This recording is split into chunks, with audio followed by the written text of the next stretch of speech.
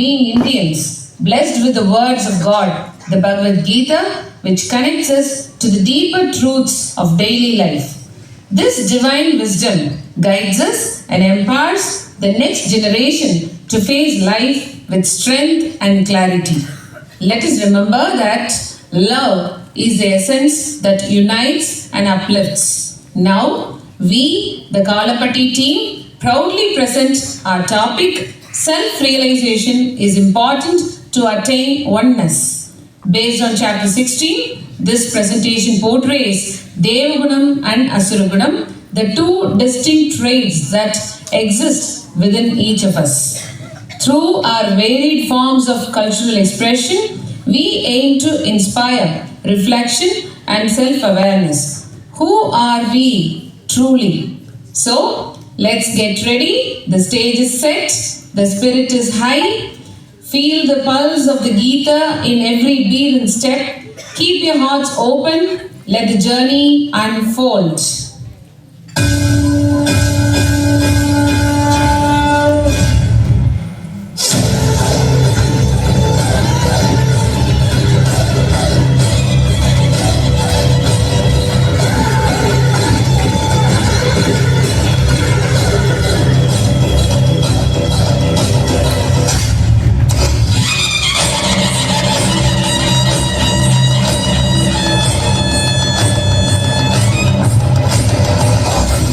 प्रचंड बोल मस्तकों के झुंड बाज जंग की घड़ी की धुन गुहार दो मान मान शान या की जान का हो दान आज धनुष के बाण पे उतार दो प्रचंड बोल मस्तकों के झुंड बाज जंग की घड़ी की धुन गुहार दो मान मान शान या की जान का हो दान आज धनुष के बाण पे उतार दो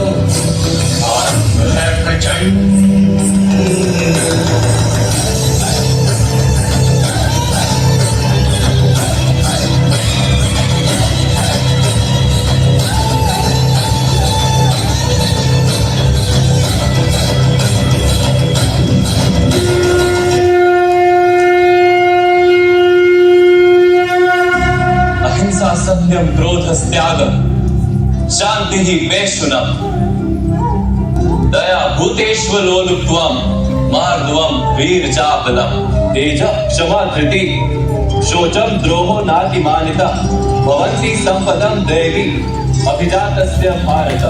நமக்குள் தெய்வீகம் மற்றும் அசுரத்தன்மை என இரண்டு விதமான குணங்கள் இருக்கின்றன. ஒவ்வொரு நொடியும் இந்த குணங்களுடன் தான் போராடி கொண்டிருக்கின்றோம். இதில் நாம் எதை தேர்ந்தெடுக்க போகின்றோம்?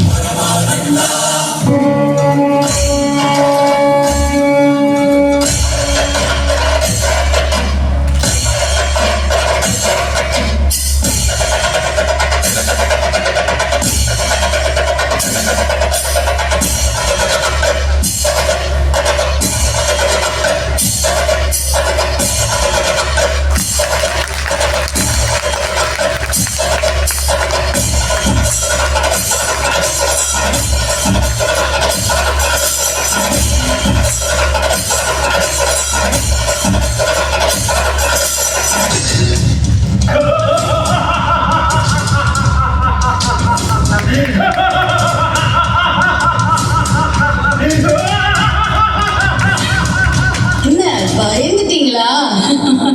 திரும்பவும் மோதி பார்த்துடலாமா? ரெடியா? நாங்களும் ரெடிதான்.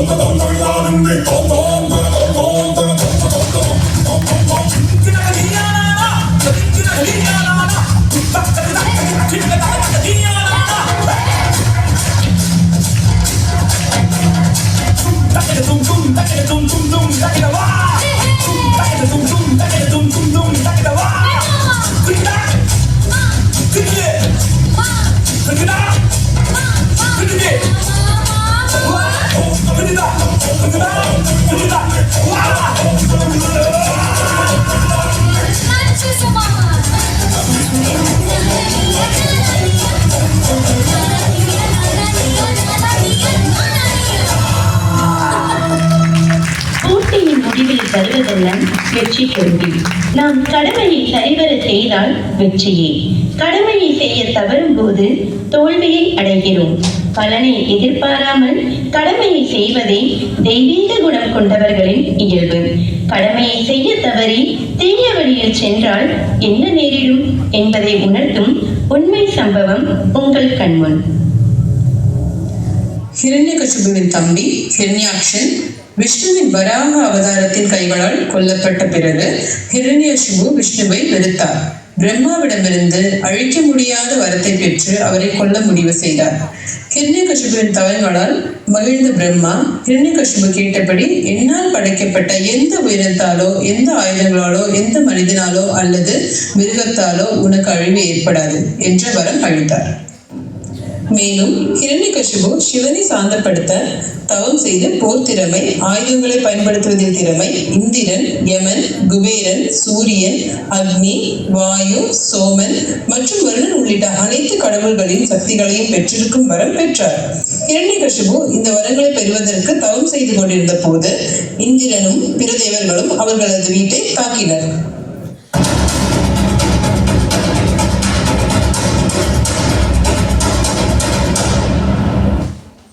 காவலர்களே, இவர்தான் இரண்யகசிபுவின் மனைவி கயாது. இவரை சிறைபிடியுங்கள். இந்திர தேவா, யாம் என்ன தவறு செய்தோம்? ஏதேனும் செய்திருப்பின் மன்னித்து அருள் புரியுங்கள். நாராயண நாராயண. இந்திரனே, இவள் பாவமற்றவள். இவரை நீ துன்புறுத்துவதை நான் அனுமதிக்கப் போவதில்லை. தேவர் குலத்தை அடிமைப்படுத்த இரண்யகசிபு தவம் மேற்கொள்கிறான். வேறு செய்வேன் நான். உன் கோபம் அவன் மீது தானே. இவள் என்ன செய்தாள்?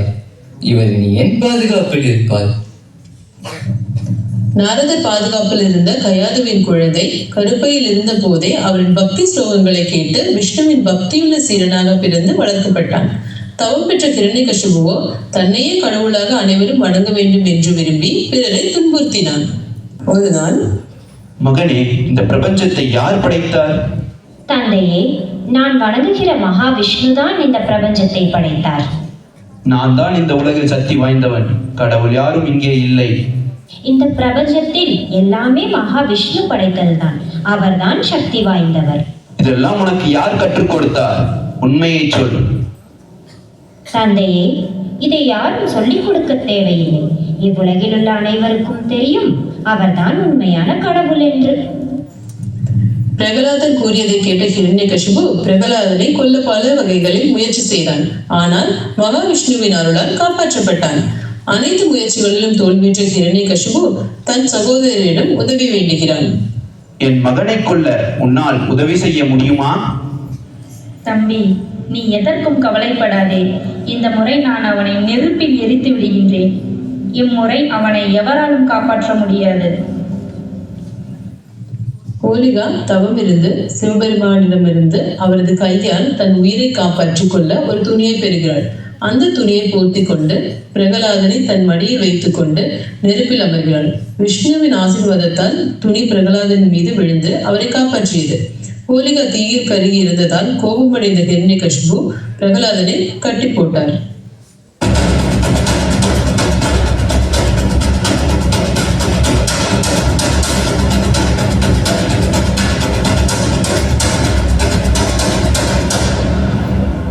மகனே, இப்போது உன் கடவுள் எங்கே போனார்? யார் உன்னை காப்பாற்றுவார்? தந்தையே, கடவுள் எல்லா திசைகளிலும் இருப்பார். அவர் நிச்சயம் என்னை காப்பாற்றுவார். அப்படியா? அப்போ இந்த தூணில் உன் கடவுள் இருக்கிறாரா? அவர் இந்த தூணிலும் இருப்பார், துரும்பிலும் இருப்பார். அதையும் பார்த்து விடுவோம். கோபமடைந்த ஹிரண்யகசிபு தூணை உடைக்க பயங்கர கோபத்துடன் நரசிம்மர் வெளியே வந்தார்.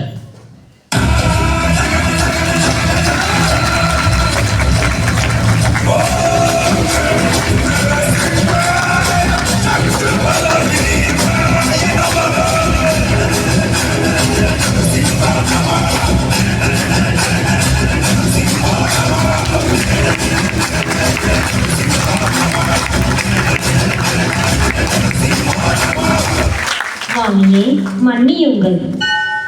ஓம் சாந்தி சாந்தி சாந்தி.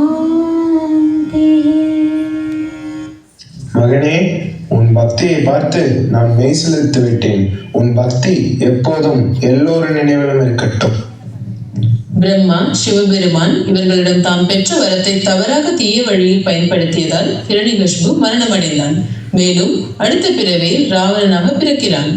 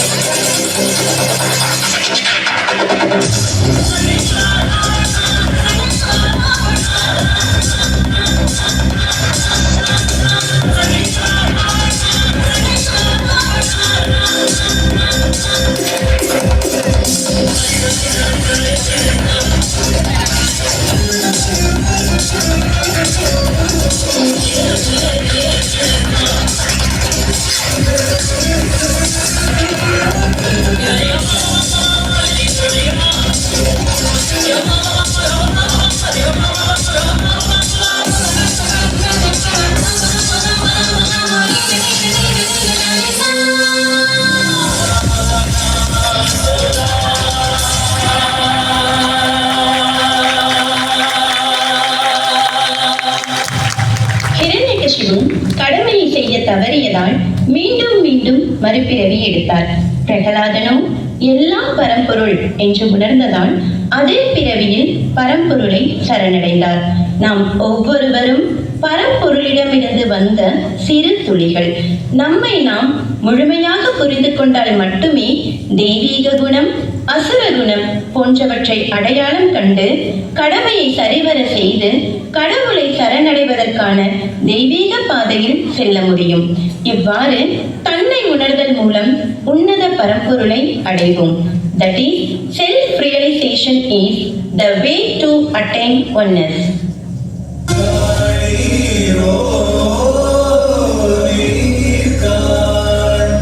சோழ வெற்றியாளர் ஒன்றே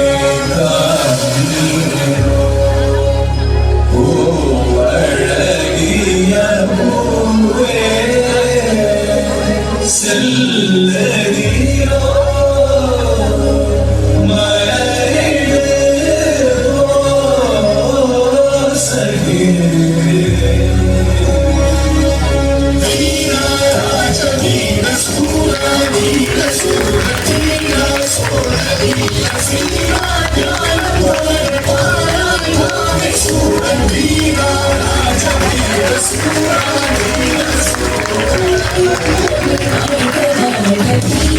சோழம் வாழ்க, தமிழ் வாழ்க, வாழ்க நல்லோர் தேசம் வாழ்க, தமிழ் வாழ்க, வாழ்க வீர சோழம் வாழ்க, தமிழ் வாழ்க, வாழ்க நல்லோர் தேசம் வாழ்க வீரா.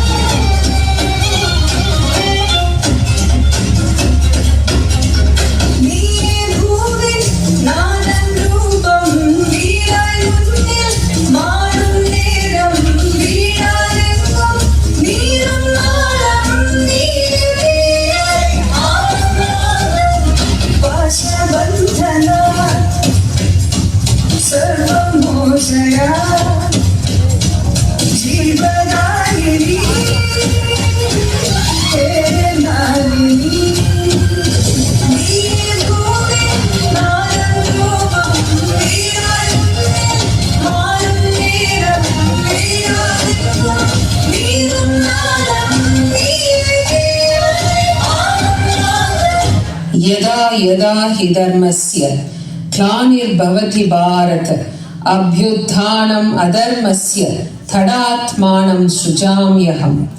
இவ்வுலகத்தில் தர்மம் தளர்ந்து அதர்மம் அதிகரிக்கும் போதெல்லாம் பரம்பொருள் தனது அவதாரத்தை எடுத்து தோன்றுகின்றார்.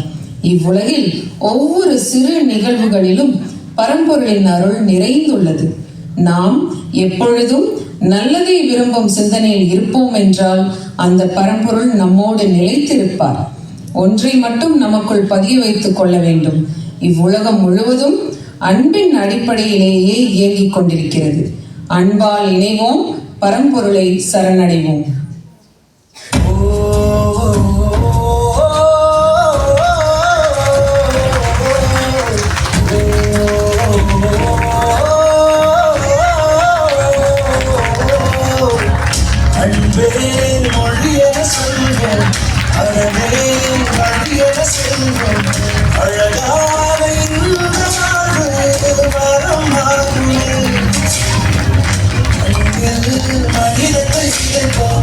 மகிழ்ச்சி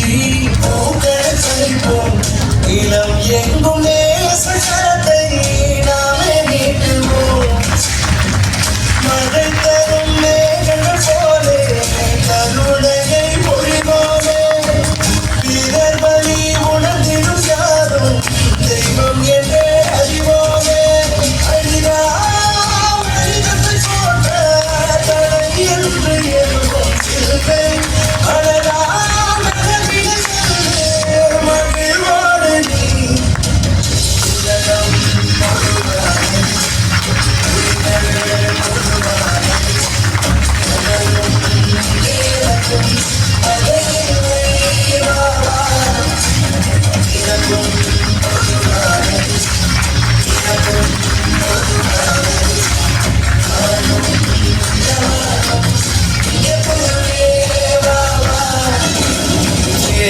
கோழை என்றே பார்த்து வானம் பொழிவது இல்லையடா. நீயா நானா சண்டை போட பூமி சுழல்வது இல்லையடா.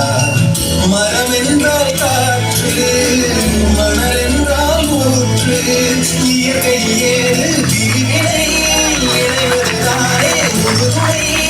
எதுவும் இங்கே கைவசமாக அறிவோம் அறிவோம் மனிதனே. முடியும் என்றால் உதவிகள் செய்து களைவோம் களைவோம் துயரமே துயரமே.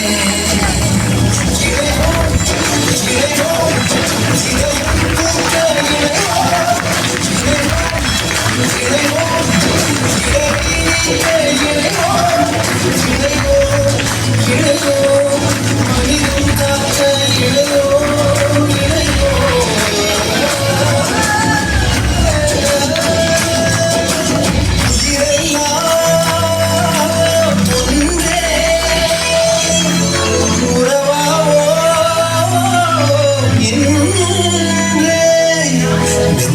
நேசம் கொள்வோம் என்றால் கல்லும் தெய்வம் ஆகுமே. உண்மை என்பை நாம் காட்ட கண்ணீர் மட்டும் போதுமே. யாவும் ஒரு நாள் மாறிடுமே, காலம் வழியை காட்டிடுமே காட்டிடுமே.